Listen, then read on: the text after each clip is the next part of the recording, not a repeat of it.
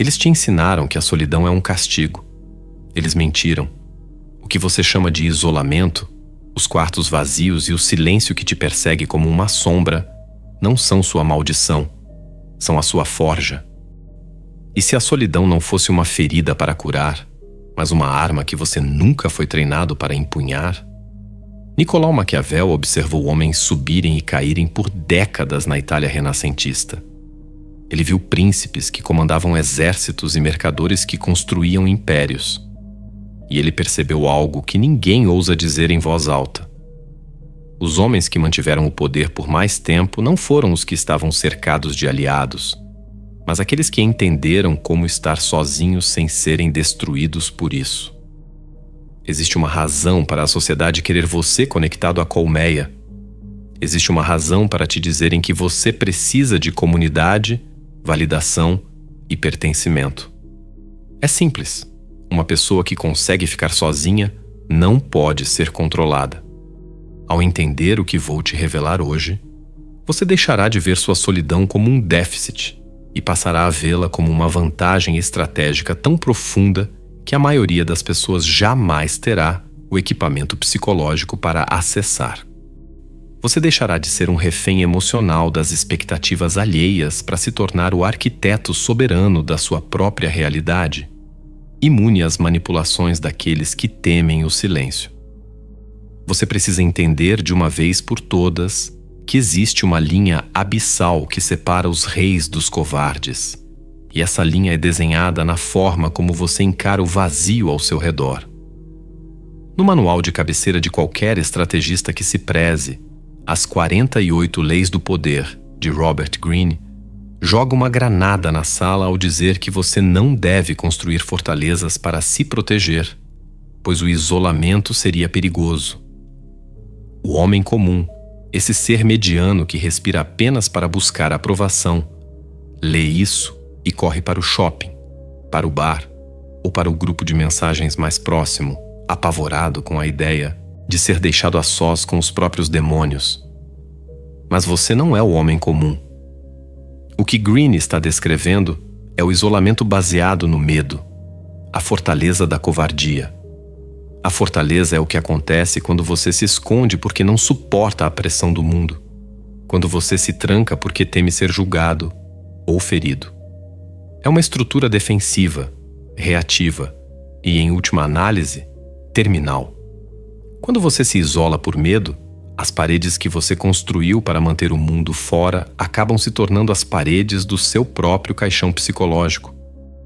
Pense nos monarcas que, no auge de sua decadência, se trancaram em palácios de espelhos, ouvindo apenas o eco de seus próprios erros enquanto o povo faminto batia as portas.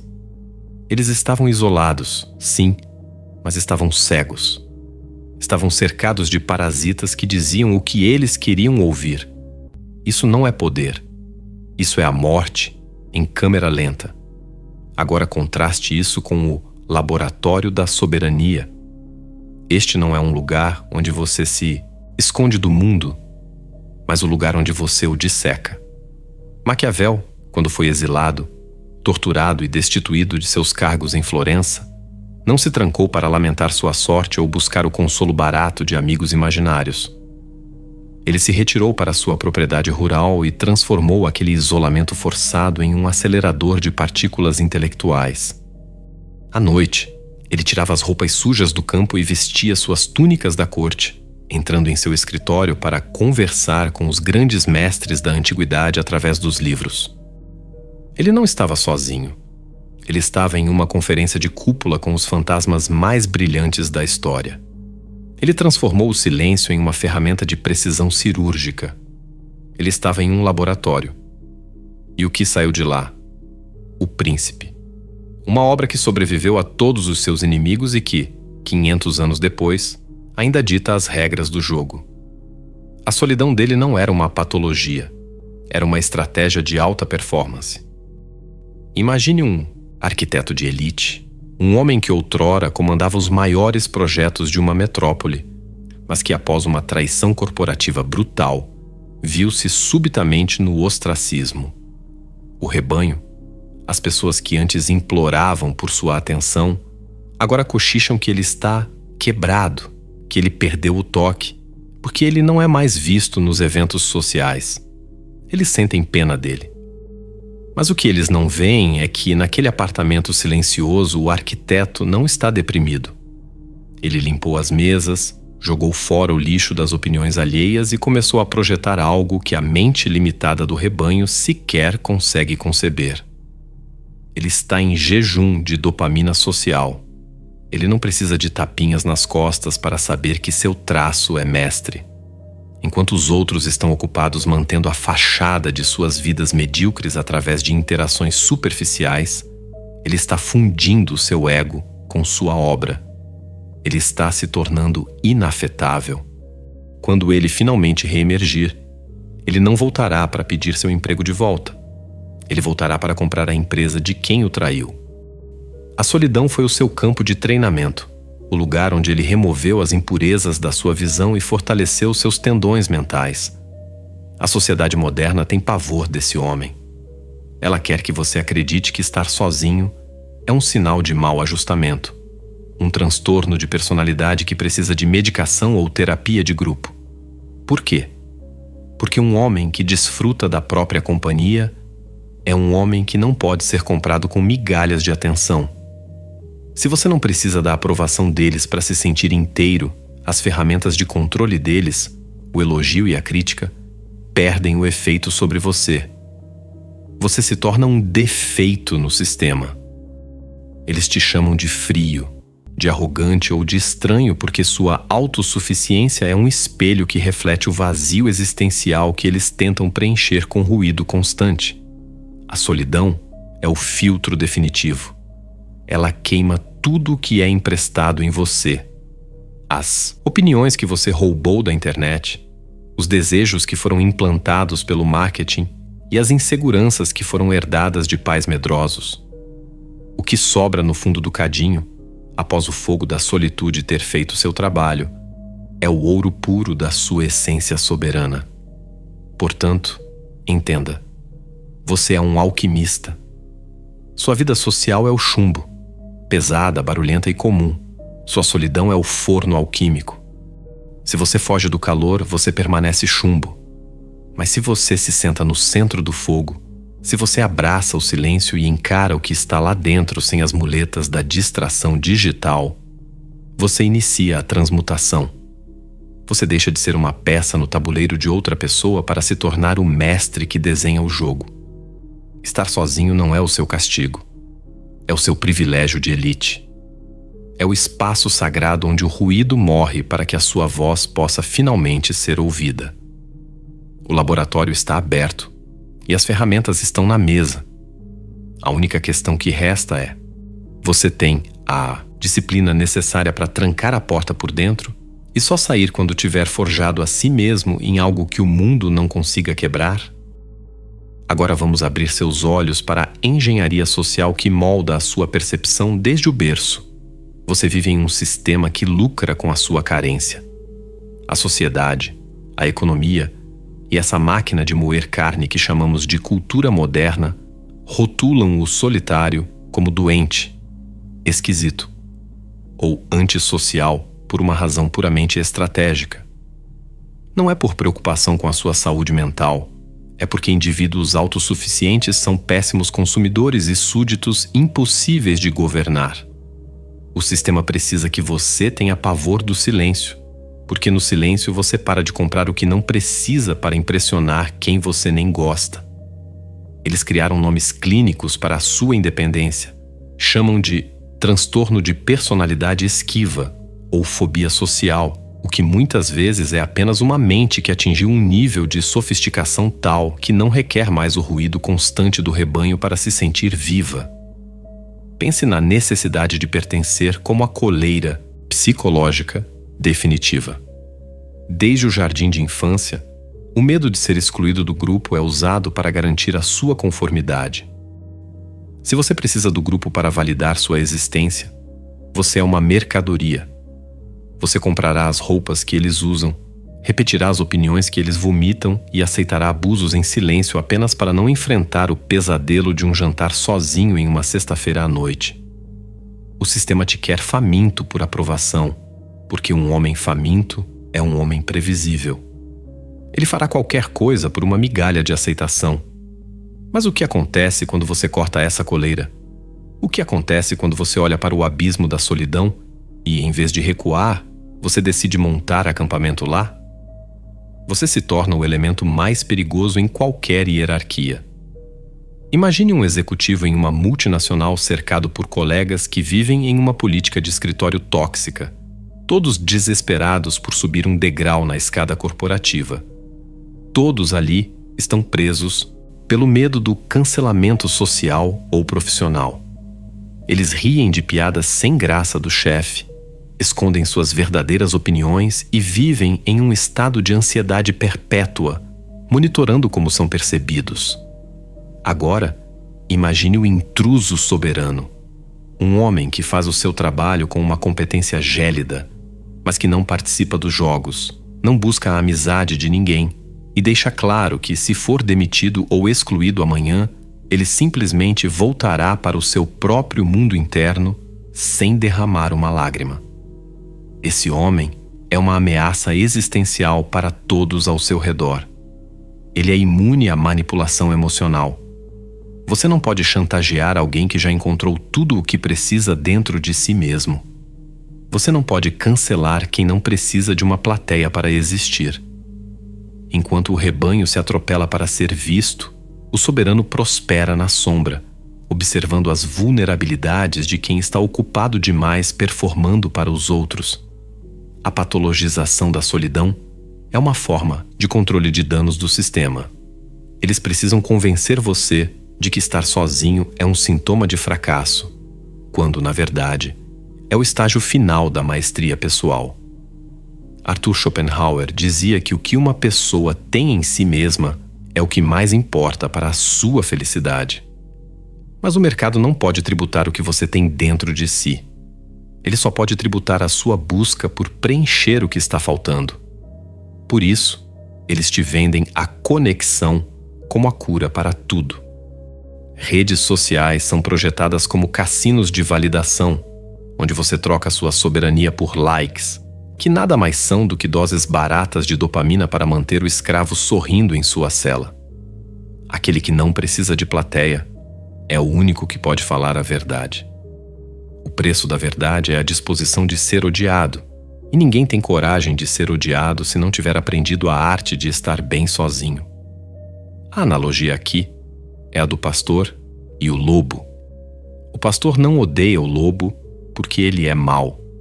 Ele o odeia porque o lobo não precisa do pasto, não precisa da proteção do curral e, mais importante, ele pode levar as ovelhas a questionarem por que estão sendo tosadas todos os anos. A sua solidão é o seu deserto de 40 dias. É onde as tentações da mediocridade perdem a força.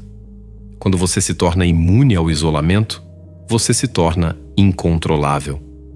Você deixa de ser uma engrenagem na máquina de consumo e comparação para se tornar o arquiteto da sua própria lei. O sistema chama isso de antissocial. Eu chamo isso de libertação tática.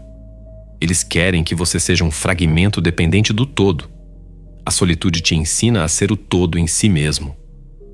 O indivíduo que conquistou a própria mente é o pesadelo de qualquer manipulador, porque ele não opera na frequência do medo, mas na frequência da soberania. Não aceite o rótulo de quebrado só porque você parou de tentar se encaixar em um molde feito para pessoas pequenas. Sua patologia é, na verdade, a sua maior vantagem competitiva em um mundo de viciados em atenção. Entenda uma verdade brutal que o mundo corporativo e a educação moderna tentam esconder de você a todo custo. O gênio não é colaborativo. A multidão, por sua própria natureza, não produz nada além de ruído, consumo e diluição. O grupo é o lugar onde as ideias originais vão para morrer, asfixiadas pelo consenso e pela mediocridade do meio-termo. Se você quer produzir algo que sobreviva ao tempo, algo que tenha a marca da sua alma e a força de um furacão, você precisa aceitar que a criação é um ato de solidão absoluta. Veja os gigantes. Isaac Newton não inventou o cálculo enquanto debatia em uma cafeteria. Ele o fez isolado em uma fazenda durante uma praga. Charles Darwin não desenvolveu a teoria da evolução em um comitê de ética. Ele passou décadas em reclusão total em sua propriedade, destilando observações que o resto do mundo ainda não tinha coragem de encarar. Friedrich Nietzsche não escreveu suas obras mais profundas em salões intelectuais, mas sim escalando os Alpes suíços, onde o ar é rarefeito demais para o pulmão do rebanho. O que esses homens entenderam é que a mente humana funciona como um destilador.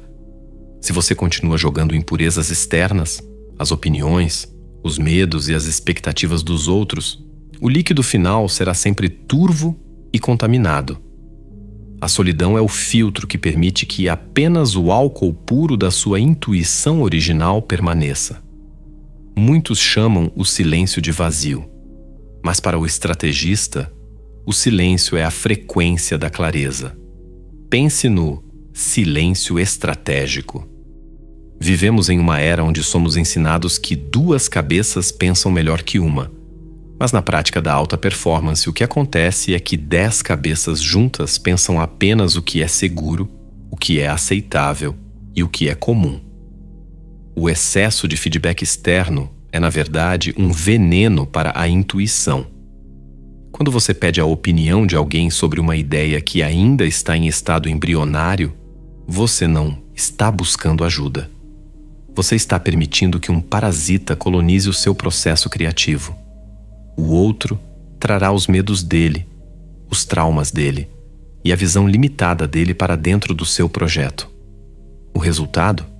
Uma ideia que nasceu para ser um leão acaba saindo do papel como um gato doméstico castrado. Imagine um líder, um mestre estrategista à frente de uma organização em crise. Seus conselheiros estão em pânico, gritando dados contraditórios em seus ouvidos, sugerindo as mesmas soluções seguras que todas as outras empresas já tentaram. A pressão para agir, para se comunicar, para ser transparente com o grupo é esmagadora. Mas esse líder sabe algo que os outros ignoram. Ele tranca a porta. Ele desliga os aparelhos. Ele se retira para uma sala vazia por 3 dias, sem o ruído dos consultores, sem o clamor dos acionistas, sem a interferência de sua própria vaidade alimentada pelos outros. No primeiro dia, sua mente ainda ecoa as vozes do grupo. É a síndrome da abstinência social. No segundo dia, ele enfrenta o terror do vazio, onde suas próprias inseguranças começam a gritar. Mas no terceiro dia, algo acontece. O ruído cessa, e no meio desse silêncio gélido e absoluto, surge a solução. Uma manobra tão óbvia, tão audaciosa e tão precisa que ninguém no grupo teria coragem de sugerir. Quando ele sai daquela sala, ele não sai com uma proposta de consenso. Ele sai com uma ordem de execução. Ele não criou apesar da solidão. Ele criou por causa dela. O grupo produz ruído. O indivíduo produz legado. A analogia que você precisa internalizar é a do mergulhador de pérolas. Você não encontra pérolas na superfície, onde a água é agitada por barcos, turistas e correntes superficiais. As pérolas estão no fundo, onde a pressão é esmagadora, onde a luz mal chega e onde você está completamente sozinho com seu suprimento de oxigênio. Para trazer algo de valor para a superfície, você precisa ter a coragem de descer onde os outros têm medo de ir. A maioria das pessoas passa a vida inteira nadando na parte rasa da piscina social, trocando ideias emprestadas e se perguntando por que nada em suas vidas é verdadeiramente profundo ou original. Eles têm medo da pressão do fundo. Eles têm medo do que podem encontrar no silêncio do abismo. Mas você, se busca a soberania, deve ver a solidão como o seu equipamento de mergulho. É lá embaixo, longe dos olhos julgadores e das vozes limitantes do rebanho, que a sua mente começa a operar em uma voltagem que o homem comum sequer reconheceria. Entenda o perigo de ser um líder ou um criador que nunca está sozinho. Você se torna um hospedeiro. Suas decisões param de ser suas e passam a ser uma colagem mal feita das vontades de todos os que te cercam. Você perde a sua assinatura de poder. Um mestre não pergunta o que o mundo quer. Ele se retira para o seu laboratório privado e decide o que o mundo vai querer depois que ele terminar. A solidão não é o isolamento do fracassado. É o isolamento do escultor que sabe que, para se a estátua emergir, ele precisa parar de ouvir o que a pedra acha e começar a remover tudo o que não é essencial. A desconstrução da solidão como fraqueza começa quando você percebe que o seu melhor trabalho, o seu plano mais brilhante e a sua maior transformação ocorrerão no exato momento em que você parar de buscar o reflexo de si mesmo nos olhos alheios. A solitude é o único lugar onde você pode finalmente parar de atuar e começar a ser o arquiteto da sua própria realidade. O mundo está cheio de consumidores. Seja o criador que tenha a coragem de fechar a porta e ficar em silêncio até que a verdade se revele. Chegamos agora ao estágio final do seu treinamento, ao âmago do processo que separa os meros sobreviventes dos verdadeiros soberanos. A maioria das pessoas passa a vida fugindo da solidão porque, para elas, estar sozinho é como estar em uma sala com um estranho hostil. Mas você está prestes a realizar o que eu chamo de a alquimia da transmutação, o processo brutal e glorioso de converter o chumbo pesado da sua solidão no ouro puro da sua soberania interior. O mundo vê o homem sozinho e enxerga falta, vazio, carência. Eu vejo matéria-prima. O que você sente quando o silêncio se torna ensurdecedor não é um defeito de fábrica. É a pressão necessária para a cristalização do seu poder. Entenda. A alma humana, no seu estado bruto, é contaminada pelas projeções, medos e opiniões de terceiros. A transmutação é o processo de queimar essas impurezas no fogo da solitude, até que reste apenas o essencial. A primeira fase dessa alquimia é o reconhecimento. Você precisa parar, agora, de patologizar o seu isolamento. Pare de tratar a sua solidão como um problema a ser resolvido ou uma ferida a ser curada. Sua solitude não é um sintoma. É o seu laboratório secreto.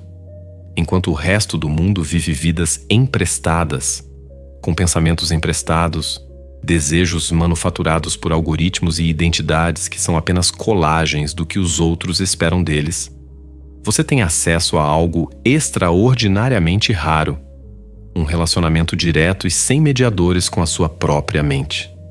A maioria das pessoas morre sem nunca ter tido uma ideia genuinamente sua. Elas são apenas ecos. Ao aceitar a solidão como sua ferramenta, você para de ser um eco e começa a ser a voz. Mas não se engane. A segunda fase, a escavação, é onde a maioria dos homens fracassa e foge de volta para o ruído das redes sociais e das companhias baratas. Na solidão absoluta, sem a distração da performance social, você inevitavelmente encontrará partes de si mesmo que passou décadas evitando. Seus medos mais profundos, seus desejos inconfessáveis, as sombras que você fingiu que não existiam. É aqui que o silêncio dói. É aqui que o vazio parece devorar você. Mas o estrategista sabe que o líder que não conhece suas próprias fraquezas será destruído por elas no campo de batalha. Carl Jung chamava isso de trabalho de sombra, mas Maquiavel já praticava isso séculos antes, integrando as partes implacáveis e realistas da natureza humana que a sociedade polida finge que não existem. Você deve descer ao seu próprio inferno pessoal, olhar para o seu monstro interior e, em vez de fugir, deve sentar-se à mesa com ele. A terceira fase é a integração. Você para de fingir que é apenas luz. Você aceita sua raiva, sua ambição gélida, sua capacidade de ser implacável e suas feridas. Ao integrar a sombra, você ganha poder sobre ela. Você para de ser controlado por impulsos inconscientes e passa a manejá-los como ferramentas de precisão. É aqui que ocorre a verdadeira alquimia. O chumbo da dor e da rejeição social é derretido e fundido à sua vontade. Você para de ser uma vítima das circunstâncias para se tornar o dono do seu destino. Maquiavel não escreveu O Príncipe para ser amado. Ele o escreveu para ser verdadeiro. E a verdade é que o poder só pertence àqueles que são íntegros, não no sentido moralista, mas no sentido de serem inteiros, sem divisões internas. Finalmente, atingimos a fase da construção, sustentada pelo que Arthur Schopenhauer chamava de riqueza intelectual. Imagine que sua mente é um império. A maioria das pessoas tem uma mente que é um deserto árido. Elas precisam constantemente importar entretenimento, validação e companhia para não morrerem de tédio ou desespero. Elas são dependentes do mundo externo. Mas o soberano cultiva uma riqueza interior tão vasta que ele se torna inafetável. Se o mundo o aplaude, o império interno continua o mesmo. Se o mundo o condena ao exílio, o império interno continua o mesmo. Sua felicidade e seu senso de propósito não são contingentes. Eles não dependem de fatores externos. Você se torna um sistema fechado, uma fortaleza que se move. Schopenhauer dizia que a medida do valor de um homem é o quanto ele consegue desfrutar da própria companhia. Quem possui essa riqueza intelectual não precisa mendigar migalhas de atenção. Ele é o dono do banquete. Pense na analogia do diamante. Um diamante é apenas um pedaço de carvão que suportou uma pressão esmagadora por tempo suficiente e não quebrou. A solidão é a sua pressão. O isolamento é o seu tempo nas profundezas da terra. Cada hora que você passa sozinho, cultivando sua mente, estudando as leis do poder e integrando sua sombra, é um quilate a mais na sua estrutura. Quando você finalmente decidir reemergir para o mundo, e você o fará, mas sob seus próprios termos, as pessoas sentirão um peso em sua presença que elas não conseguirão explicar. Elas verão alguém que não pode ser manipulado pela culpa, que não pode ser ferido pela exclusão e que não pode ser comprado pelo pertencimento. Você se tornou soberano. Seu trono não é de ouro ou pedras preciosas. Seu trono é psicológico, forjado no silêncio, e na verdade nua e crua de quem não precisa de testemunhas para saber quem é. A solidão foi o seu preço, mas a independência absoluta é o seu prêmio. Você não está mais sozinho. Você está completo. Você ainda está aqui. Isso diz mais sobre a sua natureza do que qualquer teste de personalidade ou diagnóstico clínico poderia revelar.